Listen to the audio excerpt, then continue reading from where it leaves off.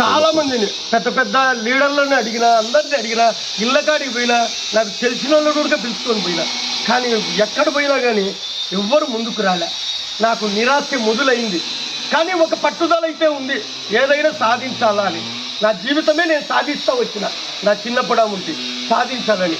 మళ్ళీ ఒకరోజు చిన్న ఎగ్జాంపుల్, తమ్ముడు కుమారు ఎండిఓ ఆఫీస్ కాడికి ఇట్లా వస్తున్నాడు, నేను ఎండిఓ ఆఫీస్ కాడికి పోతాను.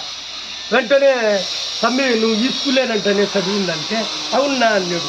వెంటనే నాకు ఒక ధైర్యం వచ్చింది, సరే చూస్తాం, కొంతమందిని పట్టుకుంటే ఏమన్నా అవుతుందేమోనని. వెంటనే ఓకేనా, నువ్వు చెప్పింది మంచిదేనా, చూస్తాను అన్నాడు.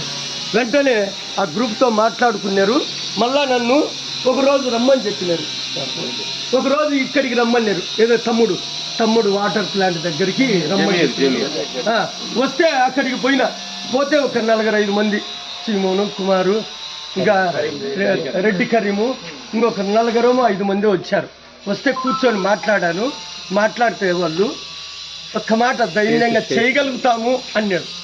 ఇంకా ఆ రోజు నేను నైట్ నిద్ర రాలేదు, నాకు నిద్రే రాలేదు, చేయగలుగుతాము అన్నాడు. అప్పుడు ఏ బ్యాచ్ అని అనుకుంటే 2000 బ్యాచ్.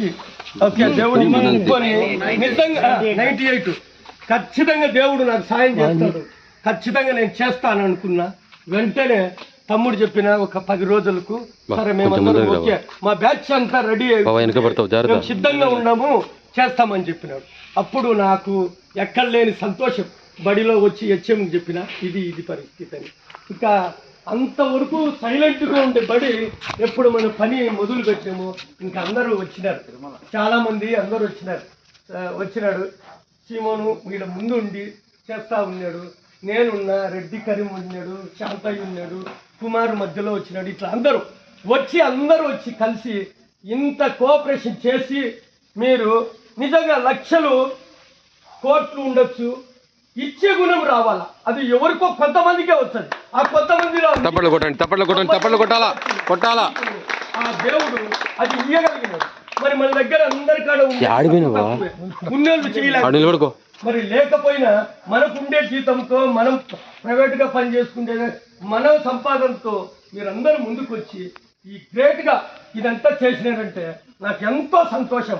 మా స్కూల్కు, మన స్కూల్ నాది కాదు, మన స్కూల్ కోసము మీరందరూ సహకరించి చేసినందుకు నేను ఎంతో కృతజ్ఞతగా మీకు ఎప్పుడు ఎల్లవేళలా తోడుగా ఉంటారని కోరుకుంటున్నా.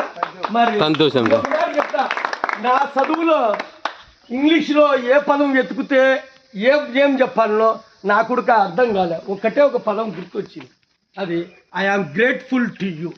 మీకు అర్థం ఏంటంటే తెలిసింటది, అయినా చెప్తా తెలుగులో. నేనెప్పుడు మీకు నా జీవితాంతం రుణపడి ఉంటాను కాబట్టి ఇంకొకసారి మీకు అందరికీ ధన్యవాదాలు తెలియజేసుకుంటూ, మరి ఈ సహకరించిన మీరందరికీ మరి స్టేజ్ మాత్రం సూపర్, ఎవరు వచ్చినా బ్రహ్మాండంగా ఉంది. ఇంకా దీన్ని మార్చాలనుకున్నా, చాలామంది మీరు వచ్చినాక ఒక్కొక్కటే మార్చినారని. ఈ గ్రౌండ్ అంతా ఎమ్మెల్యే దగ్గరికి పోయి మాట్లాడినాము.